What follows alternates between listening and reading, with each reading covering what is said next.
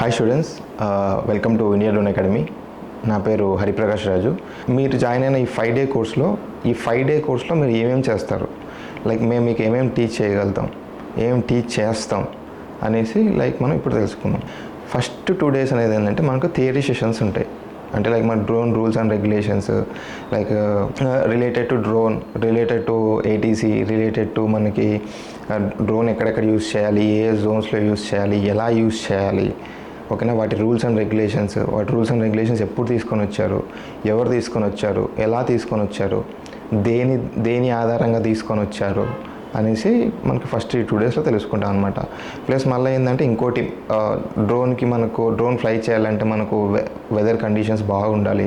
So ఆ weather ఎలా ఉండాలి, ప్లస్ మళ్ళీ మీరు ఫ్లై చేసేటప్పుడు ఆ ఏరియా అనేది ఎలా ఉండాలి అనేసి మనం ఈ 2 days సెషన్స్లో తెలుసుకుంటాం. 3rd day ఏమవుతుందంటే మేము చెప్పిన ఈ క్లాసెస్, ఓకేనా, మీకు ఎగ్జామ్ పెట్టడం జరుగుతుంది. ఎగ్జామ్ పెట్టిన తర్వాత మీరు పాస్ అయితేనే మీరు సిమ్యులేషన్కి ఎలిజిబుల్ అవుతారనమాట. సిమ్యులేషన్ అంటే ఇన్ ది సెన్స్ ఎట్లా అంటే మనకి ఫర్ సపోజ్ మీరు రియల్ టైం ఫ్లైట్, మీరు 4th day 5th day మీరు అక్కడికి వెళ్ళి డ్రోన్ ఫ్లై చేయాల్సి ఉంటుంది, ఓకేనా. అవి మీరు ఎలా ఫ్లై చేయాలి, ఏ ఎక్సర్సైజ్ ఫాలో అవ్వాలి, ఏ కంట్రోల్స్ యూస్ చేయాలి అనేది మనం ఇక్కడ సాఫ్ట్వేర్లో చెప్తాం అనమాట. సిమ్యులేషన్ సాఫ్ట్వేర్ ఉంటుంది. సో అక్కడ మేము ఏంటంటే మనకు కంట్రోల్స్ ఉంటాయి. ఈ కంట్రోల్స్ దేనికి వాడతారు, ఫర్ సపోజ్ మనకు డ్రోన్ ముందుకు వెళ్ళాలంటే ఏ కంట్రోల్ వాడతారు, డ్రోన్ వెనక్కి రావాలంటే ఏ కంట్రోల్ వాడతారు అనేసి మనం ఇక్కడ చెప్పడం జరుగుతుంది. సో మీరు గనక ఇది బాగా పర్ఫామ్ చేస్తే మీరు 4th day ఫీల్డ్కి అనేది తీసుకెళ్తాం అనమాట. ఇక్కడ మీకు ఏంటంటే 3rd dayలో మళ్ళీ మీరు ఫ్లై చేసిన తర్వాత మీకు కొన్ని ఎక్సర్సైజ్ అనేది ఇవ్వడం జరుగుతుంది. ఆ ఎక్సర్సైజ్ కనుక మీరు పర్ఫెక్ట్గా బాగా అనుగుణంగా చేశారంటే will take you to the field in the 4th day and 5th day, ఓకేనా. ఇప్పుడు మీరంతా ఓకే, అంతా పాస్ అయ్యారు, ఎవ్రీథింగ్ ఈజ్ గుడ్ అంటే మేము ఫీల్డ్కి తీసుకెళ్దాం 4th day కూడా మనకు ఫ్లయింగ్ అనేది జరుగుతుంది. 4th day మనకు ఎలా ఫ్లై చేయాలి డ్రోన్ని, ప్లస్ మళ్ళీ మీరు 3rd day రోజు ప్రాక్టీస్ చేసిన ఎక్సర్సైజెస్ అనేది అక్కడ మీకు ఇన్స్ట్రక్టర్ ఫస్ట్ తను చేసి చూపించడం జరుగుతుంది. ఆ తర్వాతే మీకు డ్రోన్ ఆర్సీ అనేది మీకు హ్యాండ్ ఓవర్ చేయడం జరుగుతుంది అనమాట. అక్కడ కూడా మీరు వాళ్ళ ఇన్స్ట్రక్షన్స్ బట్టే మీరు డ్రోన్ అనేది ఫ్లై చేయాల్సి ఉంటుంది. సో ఆ తర్వాత మనకు 4th day అనేది నైట్ ఫ్లయింగ్ కూడా ఉంటుంది. మనకి నైట్ కూడా మనం డ్రోన్ని ఎలా ఫ్లై చేయాలి, నైట్ ఫ్లై చేస్తే మనం ఎలాంటి డ్రోన్ ఐడెంటిఫికేషన్ ఎలా చేయాలి, అది ఏ ఫేసింగ్లో ఉందో ఎలా ఐడెంటిఫై చేయాలి అనేది మనము 4th day నైట్ ఫ్లయింగ్ తెలుసుకుంటాం అనమాట. 5th day ఏమవుతుందంటే మనం ఫ్లై చేసింది, మీరు 4th day ఫ్లై చేసిన ఎక్సర్సైజెస్ 5th day మీకు ఎవరైతే ఇన్స్ట్రక్టర్ మిమ్మల్ని ఫ్లై చేస్తారో తను ఫస్ట్ మిమ్మల్ని కొంచెం ఇంటర్వ్యూ చేయడం జరుగుతుంది అనమాట. అక్కడ మీరు డ్రోన్ ఫ్లై చేయడానికి అనుగుణంగా ఎలా ఉండాలి, ఏమేమి ఉండాలి, దాని ఒక అట్మాస్ఫియర్ ఎలా ఉండాలి అనేది ఫస్ట్ మీకు అక్కడ వైవా అడగడం జరుగుతుంది గ్రౌండ్లో. అది పాస్ అయితే 4th day రోజు మీరు ఫ్లై చేశారో అవి ఎక్సర్సైజెస్ అనేది మీరు అక్కడ వాళ్ళకు చూపించాల్సి ఉంటుంది. వీళ్ళు కంట్రోల్స్ చెప్తుంటారు, వీళ్ళు చెప్పిన ఎక్సర్సైజెస్ మాత్రం వీళ్ళు చెప్పినట్లు మీరు చేయాల్సి ఉంటుంది, ఓకేనా. ఆ తర్వాత 5 day ఆ రోజుకి మనకు మీరు ఫ్లయింగ్ పాస్ అయ్యారనుకోండి, మనకి ఆ తర్వాత లాగ్ బుక్ రైటింగ్ అనేది ఉంటుంది. లాగ్ బుక్ రైటింగ్ అంటే మీరు మనకు సిమ్యులేషన్ 3rd day మీరు డ్రోన్ సాఫ్ట్వేర్లో మీరు ఎన్ని టైమ్స్ ఫ్లై చేశారు, ఏ టైమింగ్స్లో ఫ్లై చేశారు అనేది దాంట్లో రాయాల్సి ఉంటుంది అనమాట. ప్లస్ మళ్ళీ 4th day 5th day మీరు ఏ ఫ్లయింగ్ చేశారు, నైట్ ఫ్లయింగ్ ఎంతసేపు చేశారు, ఏ ఎక్సర్సైజ్ ఎంతసేపు ఫ్లై చేశారు అనేది కూడా మీరు టైమింగ్స్ అక్కడ రాయాల్సి ఉంటుంది. సో ఆ తర్వాత మీకు ఇక్కడ 5th day or 6th day మీకు కోర్స్ అనేది కంప్లీట్ అయిపోతుంది. ఆ తర్వాత మీకు సర్టిఫికేషన్ డిస్ట్రిబ్యూషన్ అనేది ఇవ్వడం జరుగుతుంది అనమాట, ఓకేనా. ఇక్కడ ఏంటంటే ఇంకో కన్ఫ్యూజన్ ఏంటంటే మాకు కోర్స్ అయిపోయిన వెంటనే మాకు లైసెన్స్ ఇస్తారా అనేది ఒక కన్ఫ్యూజన్ అనమాట అందరికీ. కోర్స్ అయిపోయిన వెంటనే మీకు లైసెన్స్ అనేది ఇవ్వడం జరుగుతుంది. బట్ ఒకవేళ ఏదైనా హ్యూజ్ బ్యాచెస్ అలా ఉన్నాయనుకోండి, అప్పుడు కొంచెం డిలే అవుతుంది అనమాట. సో ఆ తర్వాత మీరేం టెన్షన్ పడాల్సిన అవసరం లేదు, మీకు రావాల్సిన సర్టిఫికేట్స్ అన్నీ మీకు వచ్చేస్తాయి. కానీ మీకు ఇక్కడ ఆన్లైన్లో చూపించాలి చేసుకొని వాళ్ళు డీజీసీఏ వాళ్ళకి మీకు సంబంధించిన రిలేటెడ్ డాక్యుమెంట్స్, మీరు సబ్మిట్ చేసిన డాక్యుమెంట్స్, ఓకేనా, మీరు ఫ్లై చేసిన తీరు, మీ రిజల్ట్, ఎవ్రీథింగ్ అదంతా మీరు డీజీసీఏ వాళ్ళకి పంపించడం జరుగుతుంది అనమాట. సో వాళ్ళు మీకు వితిన్ 10 to 11 days మీ ట్రైనింగ్ అయిపోయిన 10 to 11 days లోపల మీకు మీ లైసెన్స్ నెంబర్ అనేది డిజిటల్ స్కై అకౌంట్లో వాళ్ళు పోస్ట్ చేయడం జరుగుతుంది. ఇప్పుడు ఫస్ట్ మనం stakeholders and their laws గురించి తెలుసుకుందాం. స్టేక్ హోల్డర్స్ అంటే ఏంటి అంటే ఈ సివిల్ ఏవియేషన్కి పునాది ఎక్కడ జరిగింది అనేసి మనం తెలుసుకుందాం అనమాట. ఫస్ట్ మనం ఐసీఏఓ గురించి తెలుసుకుందాం. ఐసీఏఓ అంటే దాన్ని మనం సింపుల్ ఐకావ్ అని పిలుస్తాం. ఐకావ్ అంటే ఏంటంటే international civil aviation organization. International civil aviation organization ఎప్పుడు ఫామ్ అయింది, ఎలా ఫామ్ అయింది, ఇందులో ఎంతమంది ఉంటారు, ఎన్ని కంట్రీస్ ఇన్వాల్వ్ అయి ఉన్నాయి, సో దీని హెడ్ క్వార్టర్స్ ఎక్కడ ఉందో మనం ఇప్పుడు తెలుసుకుందాం. ఈ ఇంటర్నేషనల్ సివిల్ ఏవియేషన్ ఆర్గనైజేషన్ అంటే ఏంటంటే ఇది మనకు 7th December 1944 షికాగో కన్వెన్షన్లో ఒక ట్రీటీ సైన్ చేశారనమాట. ట్రీటీ అంటే ఏంటంటే ఒప్పందం సైన్ చేసుకున్నారు. అది దేనికి ఒప్పందం సైన్ చేసుకున్నారు? అది international organization of civil aviation. అంటే దాంట్లో ఏవే రూల్స్ తీసుకురావాలి, లైక్ దాంట్లో ఉన్న మెయిన్ పర్స్పెక్టివ్ ఏంటి అనేసి వీళ్ళు ఆ ఒక ఒప్పందం సైన్ చేసుకున్నారు అనమాట. ఈ ఇంటర్నేషనల్ సివిల్ ఏవియేషన్లో ఏంటంటే 36 దేశాలు దీంట్లో ఇన్వాల్వ్ అయి ఉంటాయి అనమాట. వీళ్ళు ఏం చేస్తారంటే ఈ ఐకావ్ వల్ల ఉపయోగం ఏంటి అంటే ఏంటంటే సేఫ్ అండ్ ఎఫెక్టివ్గా ఏవియేషన్ని, సివిల్ ఏవియేషన్కి ప్రాపర్గా దాని రూల్స్ అండ్ రెగ్యులేషన్స్ ఫామ్ చేయడమే మెయిన్ ఉద్దేశం అనమాట. ఇక్కడ ఏంటంటే ఐకావ్ అనేది ఎక్కడుందో మనం ఇప్పుడు తెలుసుకుందాం. ఐసీఏఓ అది ఎక్కడంటే కెనడాలో మాంటియానా అనే నగరంలో అది ఉంది. ఇప్పుడు మనకు ఐకావ్ హెడ్ క్వార్టర్స్ ఎక్కడ ఉందో తెలుసుకుందాం. ఐకావ్ అంటే మనం ఇప్పుడు తెలుసుకున్నట్లు ఇంటర్నేషనల్ సివిల్ ఏవియేషన్ ఆర్గనైజేషన్ అనమాట. సో ఇది మర్చిపోకండి, మీకు మోస్ట్లీ ఇది అడిగే ఛాన్సెస్ ఉంటాయి క్వశ్చన్స్లో, ఎగ్జామ్లో 3rd Dayలో మీకు ఇది మోస్ట్లీ అడుగుతారు ఈ క్వశ్చన్. ఓకేనా? సో ఐసీఏఓ అంటే ఏంటంటే ఇంటర్నేషనల్ సివిల్ ఏవియేషన్ ఆర్గనైజేషన్. ఓకేనా? దీని యొక్క హెడ్ క్వార్టర్స్ ఎక్కడుంది ఇప్పుడు మనం తెలుసుకుందాం. దీని యొక్క హెడ్ క్వార్టర్స్ ఎక్కడుందంటే కెనడాలో మాంట్రియాల్ అనే నగరంలో ఇది మనకు ఉందన్నమాట. ఇది యునైటెడ్ నేషన్స్కి చెందిన ఇతర ఆర్గనైజేషన్స్తో కలిసి పనిచేస్తుంది అనమాట. ఆ ఇతర ఆర్గనైజేషన్స్ ఏదో తెలుసుకుందాం. వరల్డ్ హెల్త్ ఆర్గనైజేషన్ ఒకటి ఉంటుంది, వరల్డ్ మెటీరియాలజీ ఆర్గనైజేషన్ ఒకటి ఉంటుంది, ఇంటర్నేషనల్ కమ్యూనికేషన్ యూనియన్ ఒకటి ఉంటుంది. యునైటెడ్ నేషన్స్ని మనం తెలుగులో ఐక్యరాజ్య సమితి అని పిలుస్తాం. ఇందులో ఈ యునైటెడ్ నేషన్స్తో కలిసి పనిచేసే ఆర్గనైజేషన్స్తో కలిసి ప్లస్ ఐకావ్ కూడా పనిచేస్తుంది. దీంట్లో యునైటెడ్ నేషన్స్ ఆర్గనైజేషన్స్తో ఏవేవి పనిచేస్తాయి ప్లస్ ఐకావ్ కూడా పనిచేస్తుంది కాబట్టి ఐకావ్తో కూడా కలిసి ఏవేవి పనిచేస్తాయి కూడా మనం దీంట్లో తెలుసుకుందాం. ఓకేనా? దీంట్లో మనకు చాలా రకమైన ఆర్గనైజేషన్స్ అనేది పనిచేస్తూ ఉంటాయి. ఫస్ట్ వచ్చేసి మనకి ఇక్కడ ఏంటంటే వరల్డ్ మెటీరియాలజీ ఆర్గనైజేషన్ అంటే ఇదంతా వాతావరణానికి సంబంధించిన ఒక సంస్థ అనమాట. ఓకేనా? నెక్స్ట్ వచ్చేసి ఇంటర్నేషనల్ టెలికమ్యూనికేషన్ యూనియన్ అంటే ఏంటంటే కమ్యూనికేషన్ బిట్వీన్ 1 and 2 దాని గురించి కమ్యూనికేషన్ చేసుకోవడాన్ని ఆర్గనైజేషన్ కూడా దీంట్లో ఉంటుంది అనమాట. ద యూనివర్సల్ పోస్టల్ యూనియన్, ఇప్పుడు మనకు పోస్ట్స్ అవన్నీ ఉంటాయి కదా, పోస్ట్లు మనకు ఒక కంట్రీ నుంచి ఇంకొక కంట్రీకి షేర్ చేయడం కానీ, సో అలాంటి దానికి సంబంధించిన యూనియన్ అనమాట. నెక్స్ట్ వచ్చేసి వరల్డ్ హెల్త్ ఆర్గనైజేషన్ అంటే ప్రపంచవ్యాప్తంగా ఆరోగ్యానికి సంబంధించిన అది ఒక వ్యవస్థ. నెక్స్ట్ వచ్చేసి ఇంటర్నేషనల్ మ్యారిటైమ్ ఆర్గనైజేషన్, అది కూడా ఒక ఆర్గనైజేషన్ అనమాట. సో వీటన్నిటితో కలిసి ఐకావ్ కూడా ఐక్యరాజ్య సమితితో కలిసి పనిచేస్తుంది. ఓకేనా? ఇప్పుడు మనం నెక్స్ట్ వచ్చేసి ఆర్పిఏఎస్ విత్ ఇన్ ఐసీఏఓ ఫ్రేమ్వర్క్. ఇప్పుడు మన ఆర్పిఏఎస్ అంటే ఏంటంటే remotely piloted air craft system. ఓకేనా? ఈ remotely piloted air craft system ఇలాంటి మీకు అబ్రివేషన్స్ మీకు మోస్ట్లీ 3rd Day టెస్ట్లో అడిగే ఛాన్సెస్ ఉంటాయి. సో మీరు better note on your notebook. ఓకేనా? సో ఆర్పిఏఎస్ అంటే ఏంటంటే remotely piloted air craft system అనమాట. ఐసీఏఓ అంటే మనం ప్రీవియస్గా మాట్లాడుకున్నాం. ఐసీఏఓ కౌన్సిల్ కొత్తగా ఏదన్నా తీసుకొని వస్తే లైక్ కొత్తగా రూల్స్ అండ్ రెగ్యులేషన్స్ ఏమైనా తీసుకొని వచ్చినా, వాళ్ళ స్టాండర్డ్కి సంబంధించి ఎటువంటి రూల్స్ అండ్ రెగ్యులేషన్స్ తీసుకొని వచ్చినా కూడా సో దీన్ని ఇంట్రడ్యూస్ చేసేది ఎస్ఏఆర్పిఎస్ అంటే standard and recommended practices. ICAO కౌన్సిల్లో కొత్తగా ఇంట్రడ్యూస్ చేస్తారన్నమాట. కొత్తగా ఇంట్రడ్యూస్ చేసింది అంటే ఏంటంటే SARPS అంటే ఏంటంటే స్టాండర్డ్ అండ్ రికమెండెడ్ ప్రాక్టీసెస్ అనమాట. సో ఇదేం చేస్తుందంటే ఐసీఓ వాళ్ళు అంటే ICAO international civil aviation organization వాళ్ళు కొత్తగా ఏదైనా అప్డేట్స్ తీసుకొచ్చినా, ఏమైనా రూల్స్ అండ్ రెగ్యులేషన్స్ మార్చినా సో దాన్ని ఇంప్రూవ్ చేయడానికి వీళ్ళు ఇంట్రడ్యూస్ చేసింది ఇదనమాట సర్పాస్ అనేది. ఓకేనా? సర్పాస్ అంటే ఏంది? Standard and recommended practices. దీన్ని ఎందుకు తీసుకొని వచ్చారంటే to improve international drone safety and coordination. ఓకేనా? ఇప్పుడు మనం ఈ ఫ్రేమ్వర్క్లో ఉన్న ముఖ్యమైన పాయింట్స్ గురించి తెలుసుకుందాం. ఓకేనా? ఇప్పుడు ఆర్పిఏఎస్ ఉంది కదా, ఆర్పిఏఎస్ అంటే ఏంది? మనకు remotely piloted air craft system. ఆ రిమోట్లీ పైలటెడ్ ఎయిర్ క్రాఫ్ట్ సిస్టమ్ని నాన్ సెగ్రిగేటెడ్ ఎయిర్ స్పేస్లో సేఫ్గా ఇంటిగ్రేట్ చేయడం అనమాట. అదొక మనకు మెయిన్ ఫ్రేమ్వర్క్. రిమోట్ పైలట్స్ ఉంటారు. Remote pilots in the sense కాబోయే మీరు లైసెన్స్ తీసుకుంటారు కాబట్టి సో కాబోయే మీరు రిమోట్లీ పైలటెడ్ నెక్స్ట్ పాయింట్ కూడా తెలుసుకుందాం మనం. రిమోట్ పైలట్కి లైసెన్సింగ్ మరియు మెడికల్ క్వాలిఫికేషన్ ఇవ్వడం. ఓకేనా. వీళ్ళు దాన్ని మీ ఫర్ సపోజ్ ఇప్పుడు మీరే ఉన్నారు, మీరు ఇప్పుడు 5 days ఆఫ్ కోర్స్ అయిపోయిన తర్వాత మీ పర్ఫార్మెన్స్ చూసిన తర్వాత మీకు పైలట్ లైసెన్స్ అనేది ప్రొవైడ్ చేస్తారనమాట.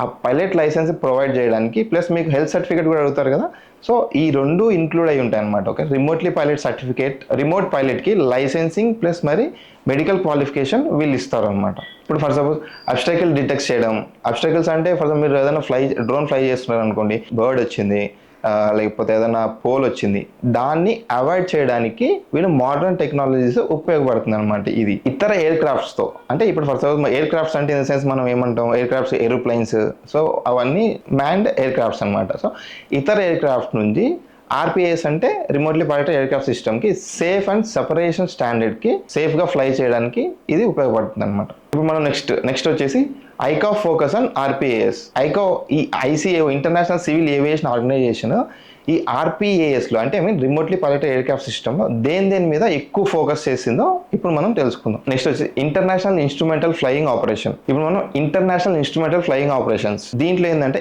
ఈ ఎయిర్ క్రాఫ్ట్కి 2 మేజర్ రూల్స్ ఉంటాయి. ఈ ఎయిర్ క్రాఫ్ట్ ఫ్లయింగ్ కి international instrumental flying operation air craft flying కి 2 మేజర్ రూల్స్ అండ్ రెగ్యులేషన్స్ ఉంటాయి. అవేంటప్పుడు తెలుసుకుందాం. విఎఫ్ఆర్ అంటే విజువల్ ఫ్లైట్ రూల్స్. సెకండ్ వచ్చేసి ఐఎఫ్ఆర్ అంటే ఇన్స్ట్రుమెంటల్ ఫ్లైట్ రూల్స్. ఇవి కూడా నోట్ చేసుకోండి మీరు. గ్లోబల్ ఇంట్రాపరబిలిటీ దీంట్లో ఇంక్లూడ్ అయి ఉంటుంది. అసలు ఈ గ్లోబల్ ఇంట్రాపరబిలిటీ అంటే ఏంటంటే, ఇప్పటిదాకా మనం విఎఫ్ఆర్ అండ్ ఐఎఫ్ఆర్ గురించి మాట్లాడుకున్నాం కదా.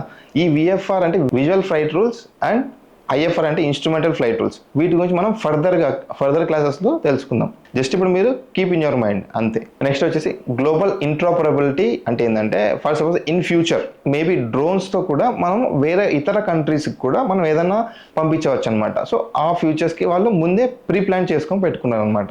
సో దీనికి ఏంటంటే దీనికి కావాల్సిన రూల్స్ అండ్ రెగ్యులేషన్, దీనికి ఏమేమి కావాలి, గ్లోబల్ ఇంట్రాపరబిలిటీ దానికి ఏమేమి కావాలనేది మనం ఇప్పుడు తెలుసుకో. ఎయిర్ వర్తినెస్ సర్టిఫికేట్ ఒకటి ముఖ్యం. నెక్స్ట్ వచ్చేసి ఆర్పిఏఎస్ ఆపరేషన్ సర్టిఫికేట్. నెక్స్ట్ వచ్చేసి రిమోట్ పైలట్ లైసెన్స్. నెక్స్ట్ వచ్చేసి national authority focus. First air worthiness అంటే ఏంటంటే, ఇప్పుడు ఫర్ సపోజ్ ఒక డ్రోన్ కానీ ఏరోప్లేన్ కానీ ప్రాపర్గా లైక్ ఇట్ ఈస్ ఫ్లై అవ్వడానికి proper rules and regulations follow అయిందా దాన్ని, లేదా ఒకవేళ దానికి ఏదైనా ప్రీవియస్గా ఏదైనా ప్రాబ్లం ఉందా, దాన్ని రెక్టిఫై చేశారా లేదా. ప్లస్ మనకు దీన్ని ఎయిర్ వర్తినెస్ సర్టిఫికేట్ ఒక మెయిన్ ఏంటంటే, ఏరోప్లేన్ అనేది సేఫ్గా ఎగరాలన్నమాట, ఎగిరవేసే సర్టిఫికేట్ అనమాట. సో అది కనుక ఇట్ ఈస్ వెల్ మెయింటైన్డ్ అలా అయితే, so they will give it as air worthiness certificate. అప్పుడు ఆ డ్రోన్ కానీ ఆ ఏరోప్లేన్ కానీ మనకు ఫ్లై అవ్వచ్చు. ఆర్పిఎస్ ఆపరేషన్ సర్టిఫికేట్ ఇదంటే డ్రోన్ ఆపరేషన్స్ నిర్వహించేందుకు ఉపయోగపడే సర్టిఫికేట్ ఇదొకటి. నెక్స్ట్ వచ్చేసి remotely piloted licence. Remotely pilot licence అంటే ఏంటంటే, డ్రోన్ కానీ లేక ఎయిర్ క్రాఫ్ట్ కానీ ఫ్లై చేసే అతనికి డ్రైవింగ్ లైసెన్స్ ఇష్యూ చేస్తారనమాట. ఇవన్నీ దేశ స్థాయి ఏవియేషన్ ఆథరైజేషన్ ద్వారా అమలు చేయబడతాయి. Remotely piloted air craft systems panel అంటే ఆర్పిఏఎస్పి. సో ఈ అబ్రివేషన్ కూడా మీరు రాసి పెట్టుకోండి. So they may ask in your exam అనమాట. 2014లో ఆర్పిఏఎస్ ప్యానెల్ని ఎయిర్ నావిగేషన్ కమిషన్ అప్రూవ్ చేసింది. ఎందుకంటే ఐకా గోల్స్ రీచ్ అవ్వడానికి ఇది చాలా హెల్ప్ అవుతుంది అనమాట. ఈ ప్యానెల్లో ఇతర ఆర్గనైజేషన్స్తో కలిపి ఐసిఓ ఎక్స్పర్ట్స్ గ్రూప్తో ఇది వర్క్ చేస్తుంది అనమాట. ఆర్పిఏఎస్పి అంటే ఏంటంటే remotely piloted air craft system panel అనమాట. ఇది ఏం చేస్తుందంటే, ఇది ఐసిఏఓలో దేని అభివృద్ధి చేయడానికి ఇది హెల్ప్ అవుతుందో మనం ఇప్పుడు దీంట్లో తెలుసుకుందాం.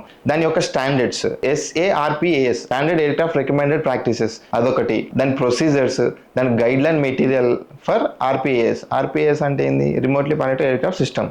దానికి ఇవన్నీ డెవలప్ చేయడానికి ఇది ఉపయోగపడుతుంది అనమాట. ఈ ప్యానెల్ అనేది ఉపయోగపడుతుంది. దీని యొక్క మెయిన్ గోల్ ఏంటంటే, non segregated air space and aerodromes. Non segregated air spaces అంటే ఏంటంటే, మనం ఎక్కడైతే డ్రోన్ ఫ్లై చేయకూడదు, ఓకేనా, డ్రోన్ ఎక్కడైతే ఫ్లై చేయమో వాటన్నిటి నాన్ సెగ్రిగేటెడ్ ఎయిర్ స్పేసెస్ అంటారు, ఓకేనా. దాని కిందకి ఏమేమి వస్తాయి అంటే, ఎయిర్పోర్ట్స్ వస్తాయి, ఏరోడ్రోమ్స్ వస్తాయి. ఏరోడ్రోమ్స్ అంటే ఏంటంటే, ఎక్కడైతే ఏరోప్లేన్స్ అనేది ల్యాండింగ్ టేక్ ఆఫ్ చేస్తాయో దాన్ని మనం ఏరోడోమ్స్ అంటాం.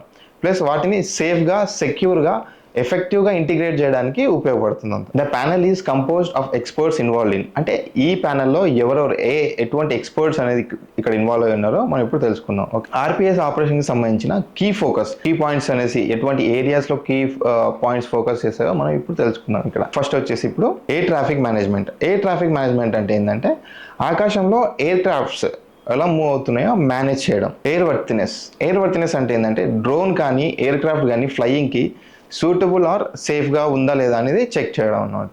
నెక్స్ట్ వచ్చేసి డిఏఏ అంటే ఏంటంటే detect and avoid systems. DAA systems అంటే ఏంటంటే డిటెక్ట్ అండ్ అవాయిడ్ సిస్టమ్స్ అనమాట.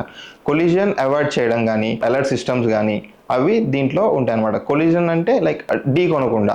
అలర్ట్ సిస్టమ్స్ అంటే ఏంటంటే ఒకవేళ ఏదన్నా ఎమర్జెన్సీ టైంలో లైక్ 2 ఏరోప్లేన్స్ దగ్గరికి కానీ వచ్చినప్పుడు మనకు వాళ్ళు ఒక అలర్ట్ ఇస్తారు అనమాట. నియర్ బై ఈ ఏరోప్లేన్ ఉంది, జాగ్రత్తగా ఫ్లై చేయండి. హ్యూమన్ పర్ఫార్మెన్స్ అంటే ఏంటంటే పైలట్ మరియు ఆపరేటర్ అంటే ఎవరు ఇక్కడ? డ్రోన్ ఆపరేటర్ అనమాట. పైలట్ అంటే మనకు ఏరోప్లేన్లో ఉంటారు. ఆపరేటర్ అంటే మనం ఇక్కడ డ్రోన్ని మనం ఇక్కడ కంట్రోలర్ త్రూ మనం ఆపరేట్ చేస్తున్నాం కాబట్టి మనల్ని ఆపరేటర్ అంటారు అనమాట. పైలట్ మరియు ఆపరేటర్ ఎలా రియాక్ట్ అవ్వాలో స్టడీ చేయడం అనమాట. హ్యూమన్ పర్ఫార్మెన్స్ అంటే ఏంటంటే పైలట్ మరియు ఆపరేటర్ ఎలా రియాక్ట్ అవుతారో. నెక్స్ట్ వచ్చేసి పైలట్ లైసెన్సింగ్ అంటే ఏంటంటే డ్రోన్ ఫ్లై చేసే అతనికి కానీ లేకపోతే ఏరోప్లేన్ ఫ్లై చేసే అతనికి కానీ సర్టిఫైడ్ పైలట్ లైసెన్స్ అనేది ఉండాలి అనమాట. ఈ ఆర్పిఏఎస్ ఆపరేషన్స్లో డ్రోన్ ఫ్లైట్స్ మరియు ప్రొసీజర్ని హ్యాండిల్ చేయడం అనమాట. ఓకేనా. Safety measure and systems. Flight సేఫ్గా ఎన్ష్యూర్ చేయడానికి ఈ స్ట్రక్చర్ అనేది ఉపయోగపడుతుంది మనకి. టెలికమ్యూనికేషన్ ఫర్ C2 లింక్స్ అనమాట. టెలికమ్యూనికేషన్ ఫర్ C2 లింక్స్ అంటే ఏంటంటే డ్రోన్ ఆపరేట్ చేయడానికి ప్లస్ ఎయిర్ ట్రాఫిక్ కంట్రోల్ని ఆపరేట్ చేయడం కోసం కమ్యూనికేషన్ సిస్టమ్స్ అనమాట ఇవి. కొలాబరేషన్ ఏఎన్సీ అంటే ద కొలాబరేషన్ ఏఎన్సీ అంటే ఎయిర్ నావిగేషన్ కమిషన్స్తో మాత్రమే కాకుండా ఇతర ఇంపార్టెంట్ కమిటీస్తో కూడా ఇందులో భాగమై ఉంటాయి అన్నమాట. ఆ కమిటీస్ ఏవో మనం ఇప్పుడు తెలుసుకుందాం. ఫస్ట్ వచ్చేసి లీగల్ కమిటీస్ అనమాట. లైక్ చట్టాలు తీసుకురావడానికి, దానికి సంబంధించిన లాస్ తీసుకురావడానికి హెల్ప్ చేసే సంస్థ అనమాట. నెక్స్ట్ వచ్చేసి CAEP committee of air environmental protection. CAEP అంటే ఏంటంటే committee of aviation environmental protection.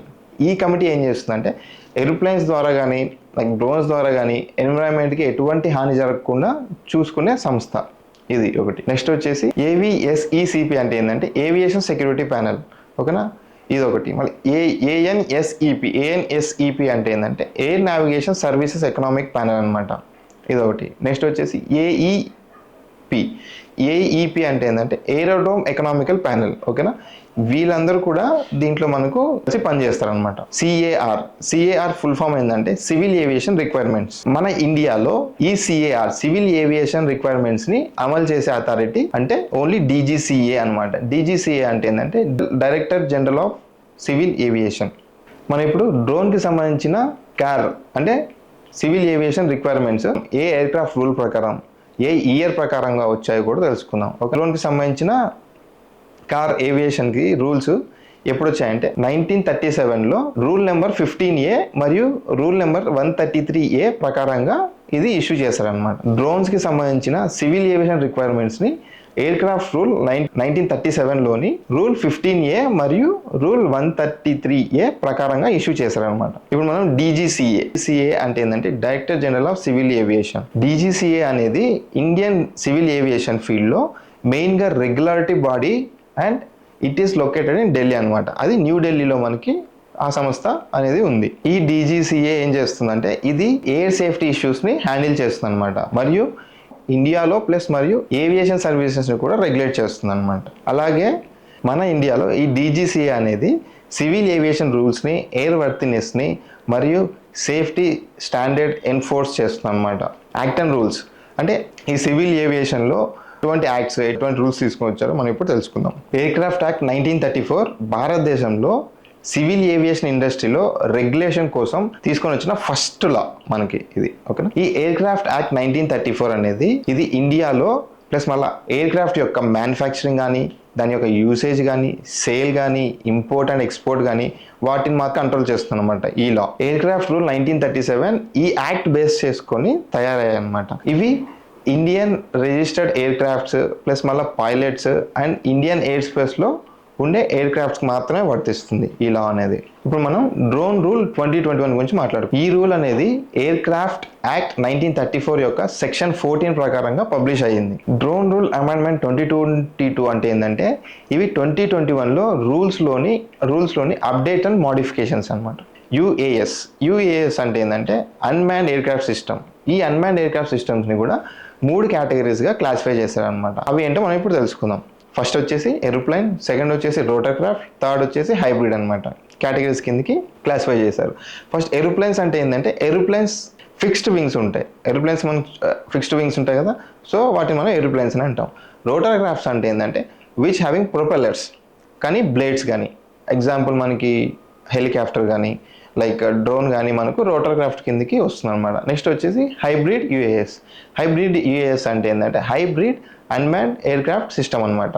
దీని కిందకి ఏవో వస్తాయంటే combination of both blades and fixed wings, అవి దీని కిందకి వస్తాయి. ఇప్పుడు మనం సబ్ కేటగిరీస్ ఆఫ్ యుఏఎస్ గురించి తెలుసుకుందాం. Sub categories of unmanned aircraft system గురించి తెలుసుకుందాం మనం. రిమోట్ పైలట్ ఎయిర్క్రాఫ్ట్ సిస్టమ్ అంటే ఏంటంటే గ్రౌండ్ బేస్ పైలట్తో కంట్రోల్ చేసే సిస్టమ్ అనమాట. అంటే ఏంటంటే ఫర్ సపోజ్ మీరే డ్రోన్ ఫ్లై చేస్తున్నారు, సో మీరు డ్రోన్ మనకు పైకి వెళ్తుంది కానీ మనం ఇక్కడి నుంచి కంట్రోల్ చేస్తున్నాం కదా, సో దాన్ని మనం రిమోట్లీ పైలట్ ఎయిర్క్రాఫ్ట్ సిస్టమ్ అని పిలుస్తాం అనమాట. మోడర్న్లీ ఆర్పిఏఎస్ అంటే నెక్స్ట్ వచ్చేసి అటానమస్ యుఏఎస్ అనమాట. అటానమస్ యుఏఎస్ ఏమవుతుందంటే fully automated autonomous unmanned aircraft system గురించి తెలుసుకుందాం. ఇదేంటంటే ఫుల్లీ ఆటోమేటెడ్, మనిషి అవసరం లేకుండా ఫ్లై అవుతుంది అనమాట. ఇక్కడ మనకి drone systems are classified by weight అని ఉంది కదా, ఈ డ్రోన్స్ని కూడా దాని యొక్క బరువు బట్టి క్లాసిఫై చేశారనమాట. దాని కేటగిరీస్ని క్లాసిఫై చేశారనమాట. ఫస్ట్ ఇప్పుడు మనం ఏ కేటగిరీస్ ఉన్నాయో మనం తెలుసుకుందాం. ఫస్ట్ వచ్చేసి నానో కేటగిరీ, సెకండ్ వచ్చేసి మైక్రో కేటగిరీ, థర్డ్ వచ్చేసి స్మాల్, ఫోర్త్ వచ్చి మీడియం, ఫిఫ్త్ వచ్చి లార్జ్. ఈ 5 మీరు గుర్తుపెట్టుకోండి. మీకు మోస్ట్లీ వీటిల్లోంచి మాత్రం పక్కా ఒక క్వశ్చన్, ఎగ్జామ్లో మాత్రం పక్కా ఒక క్వశ్చన్ వస్తుంది. So you have to answer the question. ఓకేనా? ఏ డ్రోన్ ఎంత వెయిట్ వస్తే దాన్ని ఏ కేటగిరీ కింద కన్వర్ట్ చేస్తారో మనం ఇప్పుడు మాట్లాడుకుందాం. మైక్రో డ్రోన్ అంటే ఏంటంటే 250 గ్రామ్స్ లేదా 250 గ్రామ్స్ కన్నా బిలో ఉన్నదని మనం మైక్రో డ్రోన్ అంటాం. ఫస్ట్ వచ్చేసి మనం నానో డ్రోన్ గురించి మాట్లాడుకుందాం. నానో డ్రోన్ అంటే ఎంత వెయిట్ ఉండాలి? నానో డ్రోన్ అంటే 250 గ్రామ్స్ ఉండాలి, లేదంటే 250 గ్రామ్స్ కన్నా తక్కువ ఉండాలి. దాన్ని మనం నానో డ్రోన్స్ అని పిలుస్తాం. నెక్స్ట్ వచ్చేసి మైక్రో డ్రోన్ అంటే ఏంటంటే 250 గ్రామ్స్ నుంచి లేదా 2 kgs వరకు ఉన్న డ్రోన్ని మనం మైక్రో డ్రోన్ కింద కన్సిడర్ చేస్తాం. నెక్స్ట్ వచ్చేసి స్మాల్ డ్రోన్, 2 kgs కంటే ఎక్కువ ప్లస్ మళ్ళీ 25 kgs కన్నా తక్కువ లోపల ఉంటే దాన్ని మనం స్మాల్ డ్రోన్స్ కన్వర్ట్ చేస్తాం అనమాట. సో నెక్స్ట్ వచ్చేసి మీడియం డ్రోన్ అనమాట. మీడియం డ్రోన్ అంటే ఏంటంటే 25 kgs కంటే ఎక్కువ ప్లస్ మళ్ళీ 150 kgs కన్నా తక్కువ, దాన్ని మనం మీడియం డ్రోన్ కేటగిరీ కిందకి దాన్ని వేస్తాం అనమాట. నెక్స్ట్ వచ్చేసి లార్జ్ అంటే 150 kgs కన్నా ఎక్కువ, అది ఎంతైనా ఉంది, 150 kgs కన్నా ఎంతైనా ఎక్కువ ఉంది, దాన్ని మనం లార్జ్ కేటగిరీ డ్రోన్ కిందకి కన్సిడర్ చేస్తాం. ఇండియాలో ఏ వ్యక్తి అయినా డ్రోన్ ఆపరేట్ చేయాలంటే ఆ డ్రోన్కి టైప్ సర్టిఫికేట్ అనేది ఉండాలన్నమాట. ఇప్పుడు మనం డ్రోన్కి టైప్ సర్టిఫికేట్ ఎవరు ఇస్తారు కూడా మనం తెలుసుకుందాం.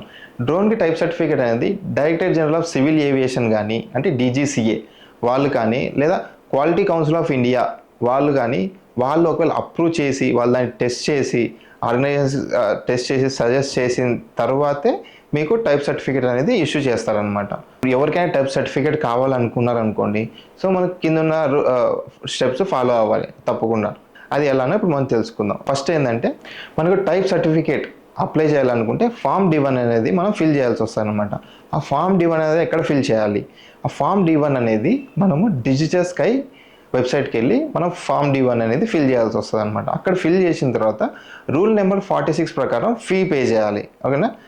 సర్టన్ ఫీ పే చేయాల్సి వస్తుంది DGCA వాళ్ళకి. ఆ తర్వాత మనము అప్లికెంట్ డీటెయిల్స్ లైక్ మీ డీటెయిల్స్ ఇవ్వడం కానీ అక్కడ వాళ్ళు మీ డీటెయిల్స్ ఏవైతే అడిగారో ఆ డీటెయిల్స్ అని మీరు ప్రొవైడ్ చేయాలి. మీరు ఇప్పుడు దానికి ఏమేమి సబ్మిట్ చేయాలి అనేది మనం ఇప్పుడు తెలుసుకుందాం. ఏ డ్రోన్ అయితే టైప్ సర్టిఫికేట్ చేయించుకోవాలనుకున్నా దానికి సంబంధించిన రిక్వైర్డ్ డాక్యుమెంట్స్ వాళ్ళకు సబ్మిట్ చేయాలి. ప్లస్ మళ్ళీ మీరు ఆ డ్రోన్ని ఫిజికల్ ఆథరైజ్డ్ టెస్టింగ్ ఎంటిటీకి వాళ్ళకి మీరు హ్యాండ్ ఓవర్ చేయాలన్నమాట. క్వాలిటీ కౌన్సిల్ ఆఫ్ ఇండియా లేదా అథారిటీ టెస్టింగ్ ఎంటిటీ వాళ్ళు అప్లికేషన్ రిసీవ్ అయిన 60 days లోపల వాళ్ళు ప్రపోజల్ని చెక్ చేసి టెస్ట్ రిపోర్ట్లు అనేది DGCA వాళ్ళకి సబ్మిట్ చేయాల్సి వస్తుంది అనమాట. ఆ రిపోర్ట్ని బేస్ చేసుకొని క్వాలిటీ కౌన్సిల్ ఆఫ్ ఇండియా లేదా అథారిటీ టెస్టింగ్ ఎంటిటీ వాళ్ళకి మీ అప్లికేషన్ రిసీవ్ అయిన 60 days లోపల ప్రపోజల్ని చెక్ చేసి తర్వాత టెస్ట్ రిపోర్ట్స్ మరియు దాని యొక్క రికమెండేషన్ని మీ director general of civil aviation వాళ్ళకి సబ్మిట్ చేయాలన్నమాట. ఆ తర్వాత ఆ రిపోర్ట్ని బేస్ చేసుకొని డైరెక్టర్ జనరల్ వాళ్ళు సాటిస్ఫై అయితే 15 days లోపల అప్లికేషన్కి మీకు టైప్ సర్టిఫికేట్ ఇష్యూ చేస్తాను అనమాట. ఓకేనా, స్పెసిఫైడ్ మీరు దేనికైతే అప్లై చేస్తారో దానికి మీకు టైప్ సర్టిఫికేట్ ఇష్యూ చేస్తారనమాట. Mandatory safety features of drones అనమాట. ఓకే, మ్యాండేటరీగా మనము ఎటువంటి సేఫ్టీ ప్రికాషన్స్ తీసుకోవాలి, ఎటువంటి సేఫ్టీ ఫీచర్స్ అనేది తీసుకోవాలి అనేది మనం ఇప్పుడు డ్రోన్స్కి ఇప్పుడు ఎలా తీసుకురావాలో మనం తెలుసుకుందాం. No permission no take off అనమాట. మనకు పర్మిషన్ లేనిదే మనము డ్రోన్ని ఫ్లై చేయకూడదు. నెక్స్ట్ వచ్చేసి real time tracking beaconing. Drone కంటిన్యూస్గా లొకేషన్ ప్లస్ మరి దాని యొక్క ఆల్టిట్యూడ్, స్పీడ్, దాని యొక్క ఐడి నెంబర్ అనేది షేర్ చేయాలన్నమాట. నెక్స్ట్ వచ్చేసి జియో ఫెన్సింగ్. జియో ఫెన్సింగ్ అంటే ఏంటంటే ఫర్ సపోజ్ మీరు దానికి ఇచ్చిన ఏరియా కాకుండా అది కనుక ఆ ఏరియా దాటిపోతే అలాంటి టైంలో మనకు మెసేజ్ అనేది రావాలన్నమాట. సో ఒకవేళ ఆ బార్డర్కి దగ్గరగా ఉన్నా కూడా మనకు it is crossing geofencing అనేసి మనకు ఒక మెసేజ్ రావాలి. అటువంటివి కూడా మనకు ఉండాలన్నమాట డ్రోన్ ఎంట్రీలో. టైప్ సర్టిఫికేట్ ఆఫ్ ఎగ్జామ్షన్స్ అంటే టైప్ సర్టిఫికేట్ ఎక్కడెక్కడ అవసరం లేదో మనం తెలుసు. Manufacturer or importing the drones, manufacturer కానీ లేకపోతే డ్రోన్స్ ఇంపోర్ట్ చేసే అతను కానీ టైప్ సర్టిఫికేట్ అనేది అవసరం లేదనమాట. డ్రోన్ ఆపరేట్ చేయడానికి టైప్ సర్టిఫికేట్ అవసరం లేదు. దానికి ఏంటంటే మనకు మోడర్న్ రిమోట్లీ పైలటెడ్ ఎయిర్క్రాఫ్ట్ సిస్టమ్కి కానీ లైక్ ప్లస్ మళ్ళీ నానో డ్రోన్ 250 grams ఉంటుంది చూసారా, బిలో 250 grams ఉంటుంది చూసారా, దానికి కూడా మనకు టైప్ సర్టిఫికేట్ అనేది అవసరం లేదు. ఒకవేళ డ్రోన్ ఆపరేట్ చేయాలనుకుంటే ఆ డ్రోన్ అనేది డిజిటల్ స్కై ప్లాట్ఫామ్లో రిజిస్టర్ అయి ఉండాలన్నమాట. ప్లస్ మళ్ళీ దానికి యూనిక్ ఐడెంటిఫికేషన్ నెంబర్, దాన్ని మనం UIN అని అంటాం. ఇది కూడా మనకు ఎగ్జామ్లో వచ్చే ఛాన్స్ మోస్ట్లీ ఉంటుంది.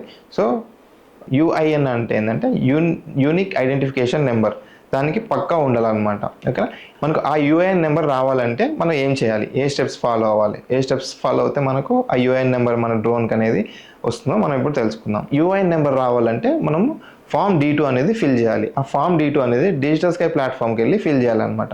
రూల్ నెంబర్ 46 ప్రకారం మనము దానికి ఫీ పే చేయాల్సి వస్తుంది. దానికి కావాల్సిన రిక్వైర్డ్ డాక్యుమెంట్స్ అన్ని మనం వాళ్ళకు సబ్మిట్ చేయాల్సి వస్తుంది అనమాట.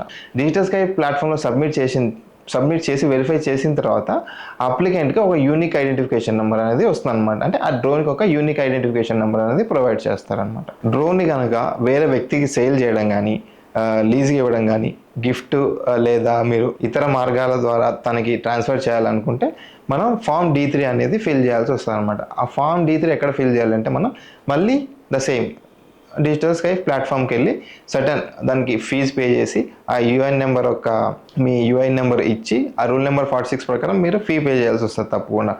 ఆ తర్వాత మీకు ఒకవేళ డ్రోన్ కనుక లాస్ అవ్వడం కానీ లేకపోతే డ్రోన్గా డ్యామేజ్ అవ్వడం కానీ, డ్రోన్ కంప్లీట్గా మీరు యూజ్ చేయకూడదు అనుకున్న టైంలో కానీ మనకు రూల్ నెంబర్ 46 ప్రకారం మనం డిజిటల్ స్కై అకౌంట్లో మాత్రం మనం ఫామ్ D4 పక్కా ఫిల్ చేయాల్సి వస్తుంది. ఇప్పుడు మనం ఎయిర్ స్పేస్ మ్యాపింగ్ గురించి తెలుసుకుందాం. ఎయిర్ స్పేస్ మ్యాపింగ్ అంటే ఏంటంటే డిజిటల్ స్కై ప్లాట్ఫామ్లో ఇండియా ఎయిర్ స్పేస్ని డివైడ్ చేసి జోన్స్గా చూపిస్తారనమాట. ఇక్కడ మనకు ఆ జోన్స్ ఏవేవో మనం తెలుసుకుందాం. ఇప్పుడు మనకి ఇక్కడ 3 zones ఉంటాయి అనమాట. ఆ జోన్స్ ఏవో మనం ఇప్పుడు తెలుసుకుందాం.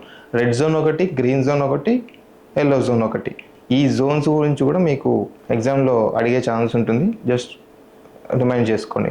రెడ్ జోన్ అంటే ఏంటంటే మనకు స్ట్రిక్ట్లీ నో ఫ్లయింగ్ ఏరియా అనమాట. Strictly no flying area. Yellow zone ఏంటంటే ఫ్లై చేయొచ్చు కానీ విత్ పర్మిషన్ ఫ్లై చేయాలి. కానీ గ్రీన్ జోన్ ఏంటంటే ఫ్రీ టు ఫ్లై, మీరు వితౌట్ పర్మిషన్ కూడా మీరు ఫ్లై చేయొచ్చు అనమాట దీంట్లో. ఇప్పుడు మనం నెక్స్ట్ జోన్స్ గురించి మాట్లాడుకుందాం. ఇప్పుడు మనం red zone, yellow zone, green zone ఉన్నాం కదా.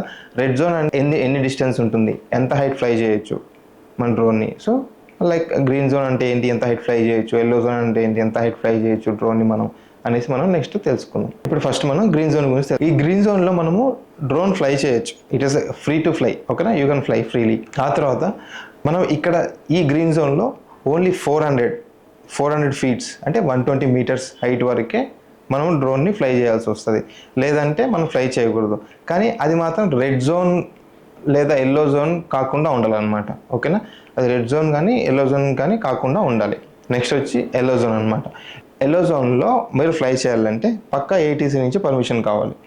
ATC నుంచి పర్మిషన్ ఉన్నా కూడా మీరు సర్టన్ హైట్ మాత్రమే ఫాలో అవ్వాలన్నమాట. ఆ హైట్ అదేంటో మనం ఇప్పుడు తెలుసుకుందాం. అది జస్ట్ 200 feet అంటే ప్లస్ 60 meters హైట్ వరకే మనం హైట్ మెయింటైన్ చేయాలి డ్రోన్తో. అది కూడా విత్ మనకు సెంట్రల్ గవర్నమెంట్ అంటే కేంద్ర ప్రభుత్వం నుంచి మనకు పర్మిషన్ కావాలి, దట్ మీన్ అనుమతి కావాలన్నమాట. లేదంటే మనం ఫ్లై చేయకూడదు. ఓకేనా, ఇక్కడ మనకి కింద ఇమేజ్లో చూపిస్తున్నట్టు మనకు ఇక్కడ చూడండి, ఇమేజ్లో చూపిస్తున్నట్టు మనకు ఇక్కడ ఫస్ట్ మనకు రెడ్ జోన్ ఉంది, ఓకేనా, ఇదంతా రెడ్ జోన్. సెకండ్ వచ్చేసి మనకి ఇక్కడ ఎల్లో జోన్ అనమాట, ఎల్లో ఇన్నర్ జోన్, ఆ తర్వాత ఎల్లో అవుటర్ జోన్ అనమాట. ఇదేంటంటే నెక్స్ట్ మొత్తం కంప్లీట్లీ గ్రీన్ జోన్ అనమాట. ఇప్పుడు మనం ఫస్ట్ రెడ్ జోన్ ఎన్ని కిలోమీటర్ రేడియస్ ఉంటుందో మనం తెలుసుకున్నాం, ఓకేనా. ఈ రెడ్ జోన్ అంటే ఏంటంటే ఎయిర్పోర్ట్ నుంచి 360 degrees 5 kilometers, దాన్ని మనం రెడ్ జోన్ అని పిలుస్తాం, ఓకేనా. ఆ 5 kilometer రేడియస్లో మనం ఎటువంటి డ్రోన్స్ అనేది ఫ్లై చేయకూడదు. ఫ్లై చేయాలనుకున్న విత్ సెంట్రల్ గవర్నమెంట్తో పర్మిషన్తో మనం ఫ్లై చేయాలి. నెక్స్ట్ వచ్చేసి మనకు ఎల్లో ఇన్నర్ జోన్ అనమాట. ఎల్లో ఇన్నర్ జోన్ అంటే ఇప్పుడు ఆ 5 kilometers నుంచి 8 kilometers, ఇప్పుడు మనం రెడ్ జోన్ 5 kilometers ఉందా, రెడ్ జోన్ 5 kilometers బయట నుంచి అక్కడి నుంచి ఒక 3 kilometers మనకు ఎల్లో ఇన్నర్ జోన్ అనమాట. 5 + 3 అంతా 8 kilometers, మొత్తం red zone plus yellow inner zone కలిపి మొత్తం 8 kilometers ఉంటుంది. మీరు ఎల్లో ఇన్నర్ జోన్లో ఫ్లై చేయాలంటే మనకు ATC నుంచి పక్కా పర్మిషన్ తెచ్చుకోవాలి. ఆ తర్వాత ఎల్లో అవుటర్ జోన్ అనమాట. ఎల్లో అవుటర్ జోన్లో మనకు పర్మిషన్ అవసరం లేదు, బట్ కానీ you need to fly 200 feet, that means 60 meters మాత్రమే మీరు వెళ్ళాల్సి ఉంటుంది అనమాట. ఈ డిస్టెన్స్ ఎంత ఉంటుంది అంటే 8 నుంచి, ఇప్పుడు ఇక్కడ 5 ఉంది చూసారా, ఇక్కడ 8 నుంచి 12 kilometers, అంటే ఎక్స్ట్రా 4 kilometers అనమాట. 8 + 4 ఎంత, 12 అవుతుంది. కాబట్టి ఈ ఎక్స్ట్రా 12 kilometers వరకు మనకి ఇదంతా ఎల్లో అవుటర్ జోన్ అనమాట.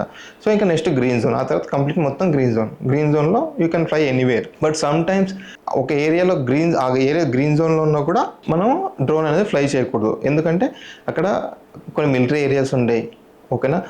రాష్ట్రపతి భవన్ అది completely red zone, Tirumala Tirupati దేవస్థానం అది completely red zone, Taj Mahal completely red zone. So ఆ రెస్ట్రిక్టెడ్ ఏరియాస్ గ్రీన్ జోన్లో ఉన్నా కూడా ఆ రెస్ట్రిక్టెడ్ ఏరియాస్ మాత్రం రెడ్ జోన్ కిందకే పరిగణిస్తారనమాట. RPC గురించి తెలుసుకుందాం. RPC అంటే ఏంటంటే రిమోట్ పైలట్ సర్టిఫికేట్ అనమాట. ఈ రిమోట్ పైలట్ సర్టిఫికేట్ అంటే ఏంటో తెలుసుకుందాం. డ్రోన్ ఫ్లై చేయడానికి మనకు మనకు పక్కా పర్మిషన్ కావాలి. పర్మిషన్ అంటే మీకు ఈ certificate RPC remote pilot certificate ఉంటేనే మీకు ఫ్లై చేయడానికి పర్మిషన్ వస్తుంది. RPC అంటే ఏంటో తెలుసుకున్నాం కదా. RPC అంటే ఏంటంటే రిమోట్లీ పైలటెడ్ ఎయిర్క్రాఫ్ట్ సిస్టమ్ అనమాట. ఒకవేళ మీకు ఈ RPC కావాలి అనుకుంటే మీరు రిజిస్టర్డ్ RPTO వెళ్ళి మీరు అక్కడ ఒక 5 days కోర్స్ చేసి ఆ తర్వాత మీరు తప్పకుండా తీసుకోవాల్సి వస్తుంది, వాళ్ళు ప్రొవైడ్ చేస్తారనమాట, ఓకేనా. ఫస్ట్ మనకు ఈ రిమోట్ పైలట్ సర్టిఫికేట్ రావాలి అంటే దాని యొక్క క్వాలిఫికేషన్స్ ఏంటో మనం తెలుసుకుందాం.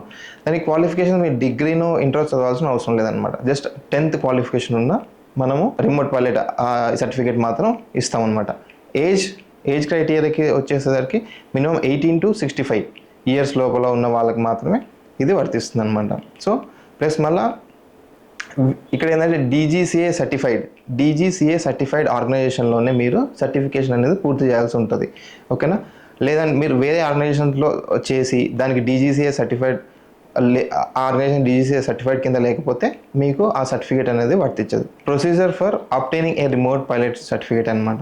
మనం ఇంతవరకు మాట్లాడుకున్నట్టు మీరు ఏదైనా రిమోట్ పైలట్ సర్టిఫికేట్ కావాలి అని అనుకుంటే సో మీరు DGCA ఆథరైజ్డ్ ఆర్గనైజేషన్కి వెళ్ళి సో మీరు అక్కడ 7 day కోర్స్ తీసుకొని 7 day కోర్స్లో మీరు టెస్ట్ పెట్టి ఆ టెస్ట్లో పాస్ అయిన తర్వాత మనకి ఇక్కడ 7 day ఆఫ్ ఆపరేషన్ క్లాసెస్ అయితే ఉంటాయి, ఓకేనా.